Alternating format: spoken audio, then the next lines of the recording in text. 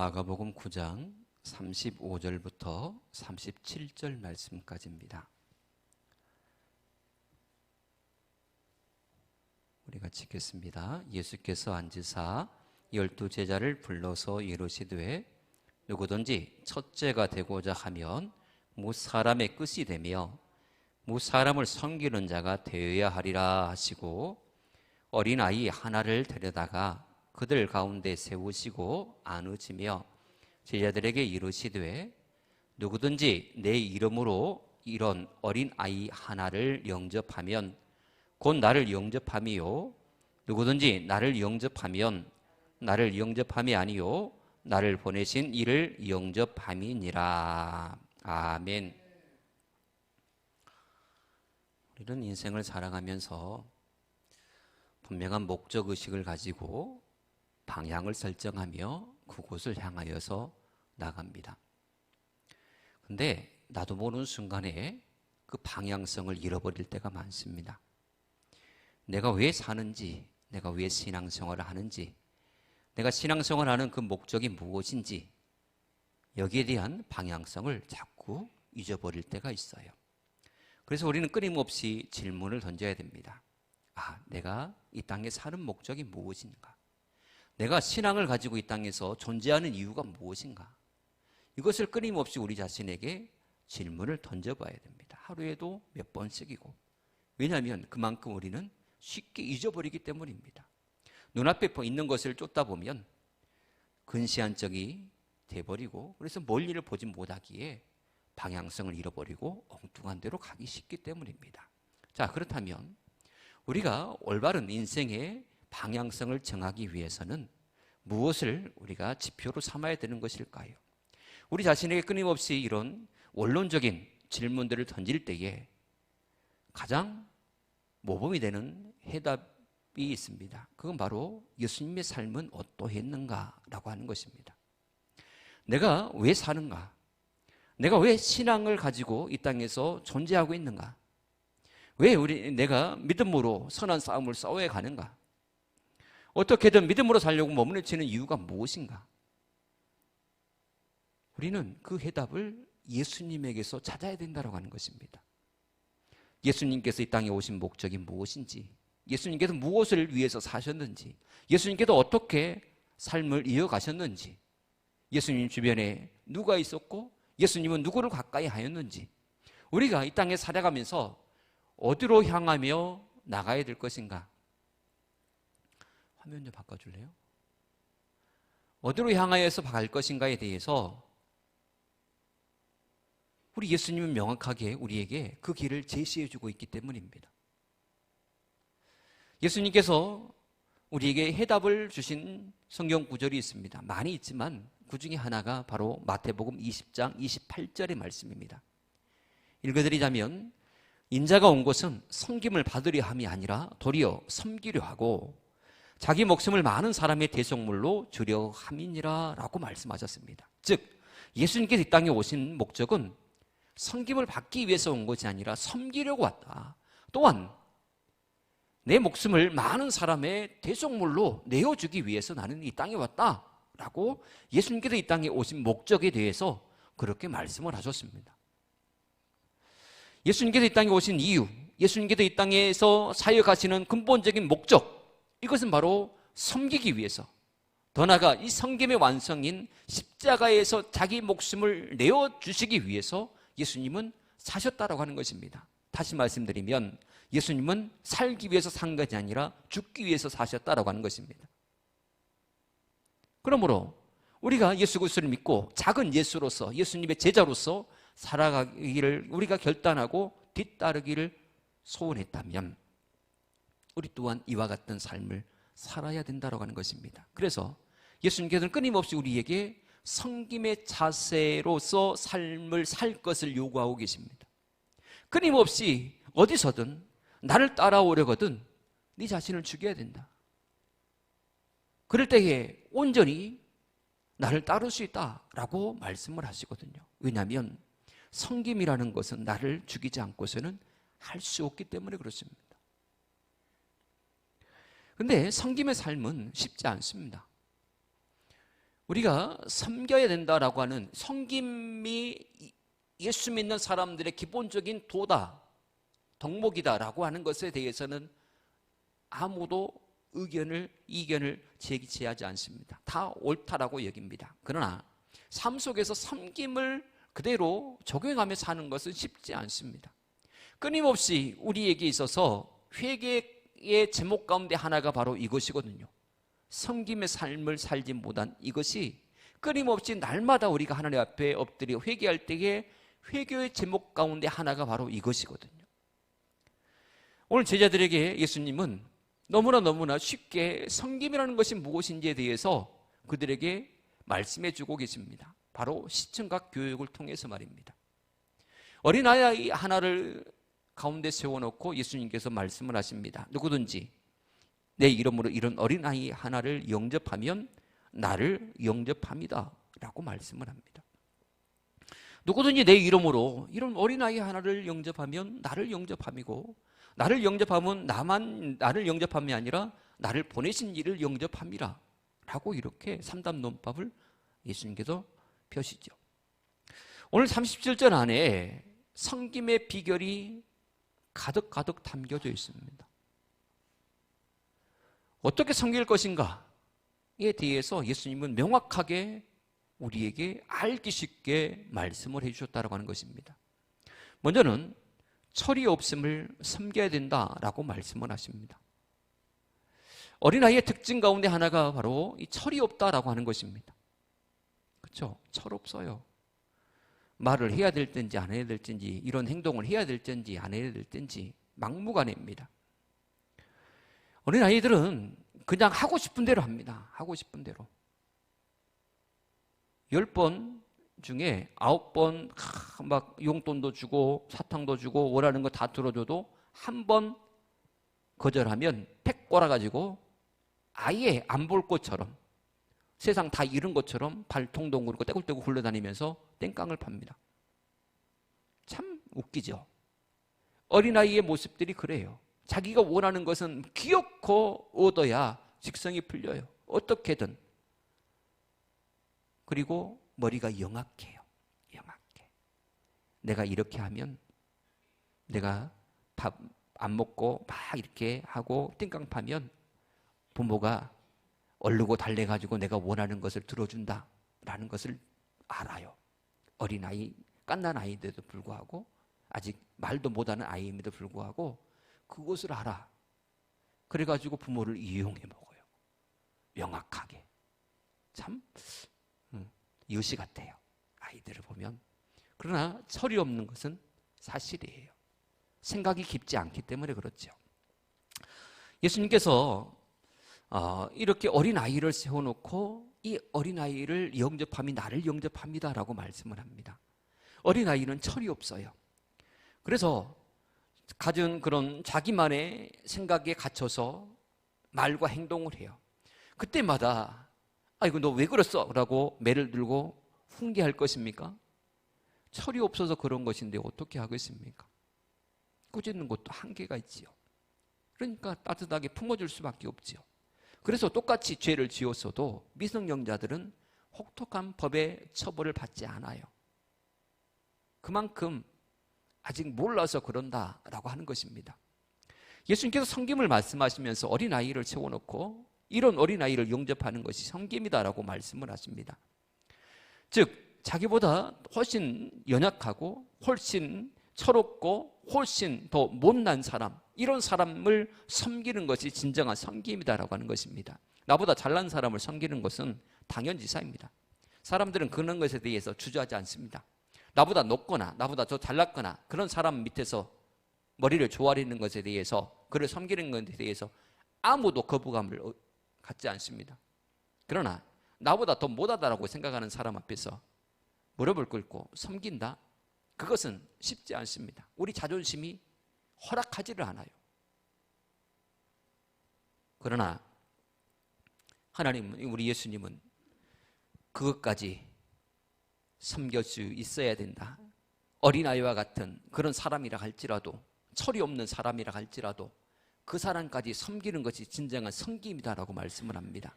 여러분, 우리 주변에 이 철없는 어린아이와 같은 사람들이 얼마나 많습니까? 주의 사랑으로 섬기시기를 축복합니다. 섬기시기를 축복합니다. 버릇없어도 잘못을 했어도 철이 없어서 아직 몰라서 그러는 것이다 생각하시고 그 모습 그대로 예수님을 영접하듯 받아들이시고 섬기시기를 축복합니다. 이것이 섬김의 첫 번째 비결입니다. 우리 예수님께서 이것을 우리에게 첫 번째로 알려주셨어요. 그리고 두 번째는 연약함에도 불구하고 섬겨라라고 하는 것입니다. 어린아이의 두 번째 특징은 한없이 연약하다라고 하는 것입니다. 힘이 없어요. 또 자신의 문제를 해결할 만한 그런 능력도 없어요. 어린아이들은 늘 잘 넘어지고 깨지고 울기도 잘하고 아프기도 잘합니다. 그만큼 연약하기 때문에 그래요. 그래서 어린아이들은 어디를 가든지 첫 번째로 보호함을 받습니다. 그만큼 연약하기 때문에 보호가 필요하거든요.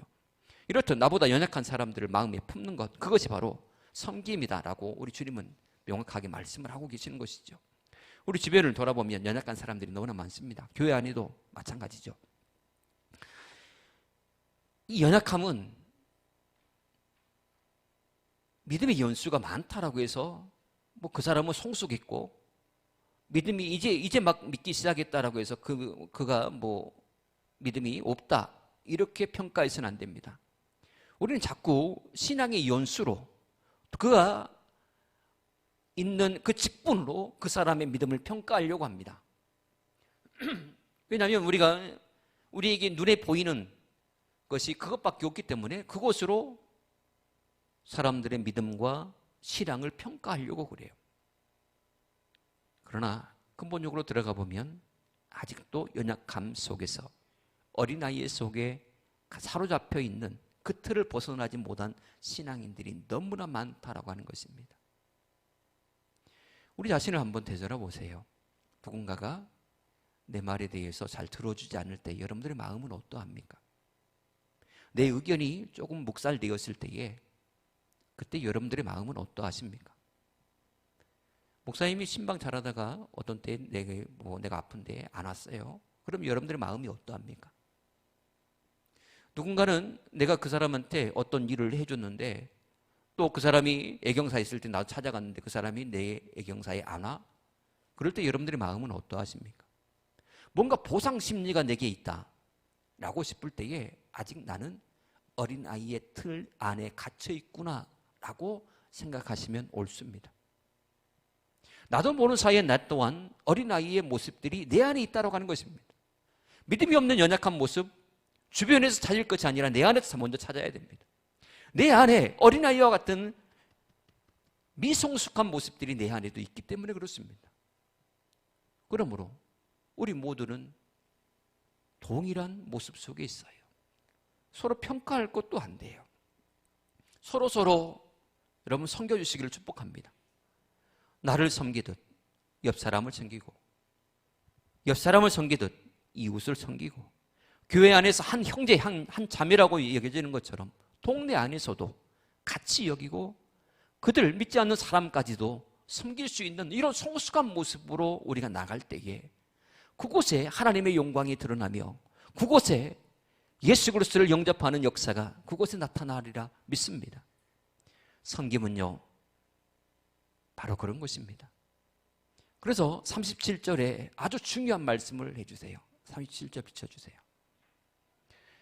보시면 누구든지 내 이름으로 이런 어린아이 하나를 영접하면 이라고 말씀을 하셨습니다. 자, 누구든지 누구의 이름으로 영접하라고요? 예수님의 이름으로 영접하랍니다. 섬김은 누구의 이름으로 하는 것이냐? 예수의 이름으로 하는 것입니다. 섬김은 내가 철저하게 예수님의 이름 뒤에 내 이름을 감춰버릴 때에 비로소 진정한 섬김이 가능하다라고 하는 것입니다. 내가 이렇게 섬겨야지, 내가 이렇게 해야지 하는 것에 초점을 맞추지 마시고 먼저 내 이름을 숨기는 것에 초점을 맞추시기를 축복합니다. 주님의 이름으로 하는 것입니다. 주님의 이름으로 봉사와 헌신, 주님의 이름으로 하는 것입니다. 내 힘의 이름으로 하는 것, 그것은 결국은 교만함으로 이어질 수 있기 때문에 예수님께서 너무나 명확하게 말씀을 하시는 것입니다. 여러분, 섬김의 삶은 쉽지 않습니다. 그래서 예수님은 섬김의 자리에서는 나라는 존재를 버려야 된다라고 말씀하고 계시는 것입니다. 참된 섬김은 바로 여기서부터 시작합니다. 나를 죽이는 것에서부터, 내 이름을 완전히 지워버리는 것에서부터, 그때에 비로소 진정한 섬김이 가능하다고 하는 것입니다. 주님의 능력과 주님의 사랑과 주님의 미소로 섬기시기를 축복합니다. 그리고 섬김의 대상을 어린아이로 보십시오. 도저히 나는 이 사람을 섬기지 못해, 그런 마음이 들거들랑 섬김의 대상을 한없이 철없는 어린아이나 연약한 어린아이로 보세요. 그렇다고 해서 이 말이 그 사람을 어린아이처럼 어린아이 취급해라, 무시해라, 깔봐라, 뭐 이런 얘기가 아닙니다. 그만큼 그 사람에 대해서 이 사람은 아직 철이 없어서 이러시는구나, 이분은 아직 많이 연약하셔서 이렇게 말씀을 하시고 이렇게 행동하시는구나, 그렇게 생각을 하고 어린아이를 보호하고 어린아이를 품듯이 상대방을 그렇게 품으라라고 하는 것입니다. 그러면 품을 수 있다라고 하는 것이 예수님께서 어린아이를 세워놓고 말씀하시는 이유입니다. 하나님께서는 섬김의 삶을 사는 겸손한 그 사람에게 은혜를 베푸시고 축복하십니다. 그의 삶이 위대하게 그 이름이 높여줄 수 있도록 하나님께서 높여주십니다. 그의 행적을 대대로 칭송할 수 있도록 하나님께서 그의 삶을 그렇게 축복하십니다. 세상에서 존경받는 인물이 누구입니까? 세상에 이름을 세계적으로 날린 인물들이 누구입니까? 이름도 없이 빛도 없이 천악도 오지에 가서 자신의 생명, 자신의 재산, 모든 것을 다 내어놓고 헌신하는 그 사람들이 최고로 존경받는 인물이요, 사람들이 추앙하는 인물들 아니겠습니까? 주님은 섬김의 삶을 사는 그 사람의 삶에 반드시 큰 보상으로 안겨주십니다. 그러므로 주님께서 친히 섬김의 삶의 모습을 보이셨던 것처럼 이런 예수님의 삶의 발자취를 따라서 삶 속에서 더욱더 섬김의 도를 실천해 나가시는 저와 여러분 모두가 되어지기를 축복합니다. 기도하겠습니다. 하나님 감사합니다. 참 우리의 마음이 너무나 좁아서 마땅히 섬겨야 될 사람조차도 구분 지어버리고 밀어낼 때가 많이 있었습니다. 하나님이 용서하시고 이제는 예수님께서 섬김의 도를 보이셨던 것처럼 작은 예수로서 수많은 사람들, 심지어 내 마음에 들지 않고 내 마음에 상처 준 사랑까지도 품을 수 있는 넓은 마음을 허락하여 주시옵소서. 그들의 철없음, 그들의 연약함, 오직 주의 이름으로 섬길 때에 우리 주님께서 우리의 삶에 풍성한 복과 그 이름이 빛나는 축복을 주시리라 믿습니다. 몸된 교회에 바로 이런 섬김의 열정이 다시 불타오르게 하시고 섬김의 부흥의 역사가 나타나게 하여 주셔서 주의 몸된 교회에 참으로 따뜻하고 또 포근하며 주의 사랑이 넘쳐 큰 부흥을 이루는 복된 교회가 되게 하여 주시옵소서. 예수님으로 간절히 기도합니다. 아멘.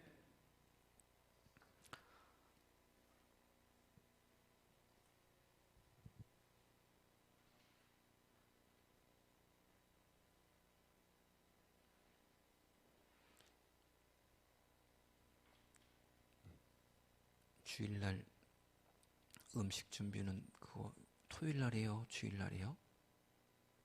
주일날 몇 시까지 와야 돼요? 8시 반.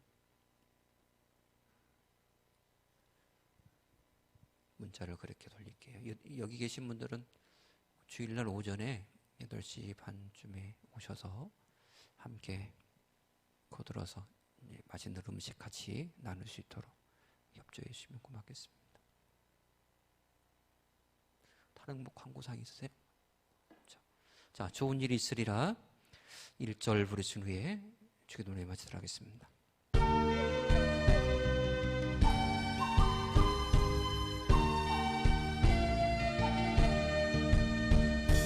하나님을 아버지라 부르는 자는 좋은 일이 있으리라. 그에만 있으리라. 우리 서로 뜨겁게 사랑하며리 좋은 일이 있으리라. 크게 있으리라. 아멘. 하늘이신 우리 아버지, 아버지 이름 거룩하게 하시며 아버지의 나라 오게 하시며 아버지의 뜻이 하늘에서와 같이 땅에서도 이루어지게 하소서. 오늘 우리에게 일용 양식을 주시고 우리가 우리에게 잡아단 사람을 용서하는 것 같이 우리 죄를 용서하여 주시고 우리의 심에 빠지지 않게 하시고 악에서 구하소서. 나라와 권능과 영광이 영원히 아버지의 것입니다. 아멘.